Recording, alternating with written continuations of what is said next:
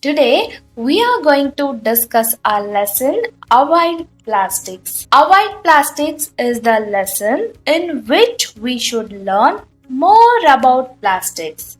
The author says that it is the right time to say no to plastic. Plastic is a non-biodegradable substance and it causes great threat to the environment. Everyone is familiar with plastic in one way or the other. Everywhere we can see plastics and it has become part and parcel of our life. The production and disposal of plastic cause serious damage to the environment. So, the usage of plastic should be minimized. Plastic is not a strange product to anyone. It's everywhere in the present world and it has become a part of our life. Alexander Parks created the first man-made plastic. He demonstrated it in an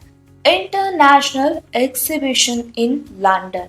He named it as Parkinson. This substance can be molded into any form by heating and it can be retained in that particular form when it is cooled. It can be made into thin and light material which is now widely used to make hard and disposable carry bags or packing materials. These qualities cause threat to the environment as it is cheap and easily available.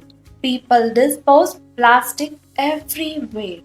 Plastic stays on the earth's surface for many centuries as it is long lasting and is impossible to decompose. It ultimately causes enormous environmental hazards.